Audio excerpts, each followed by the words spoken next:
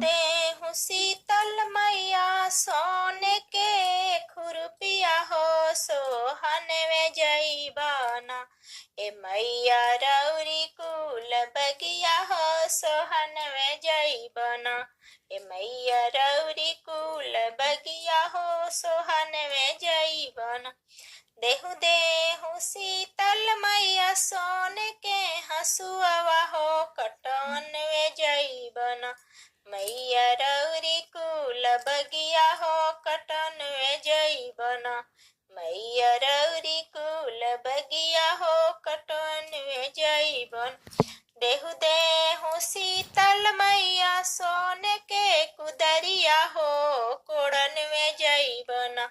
ए मैया रौरी कुल बगिया हो कोड़न में जईबना।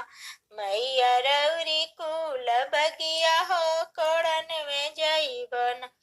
देहु देहु शीतल मैया सोने के बल्टिया हो पटवन में जईबना।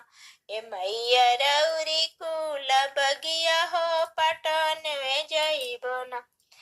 इहवा त नइखे सेव का सोने के खुरपिया हो मंगाई होले हुना। सेव खाया पनी नाई हरवा से मंगाई होले हुना। इहवा त नइखे सेव का सोने के हसुआ हो मंगाई होले हुना। ए सेव खाया पनी नाई हरवा से मंगाई होले हुना।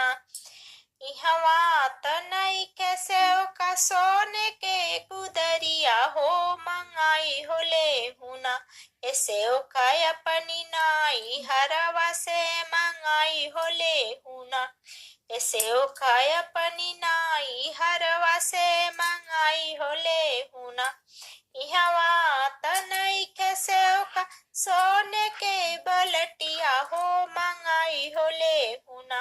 ए सेव खाया पनी नाई हरवा से मंगाई होले हुना।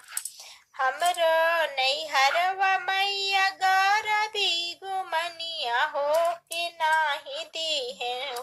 सेव का सोने के हसुआ हो कि नाही दी है हो।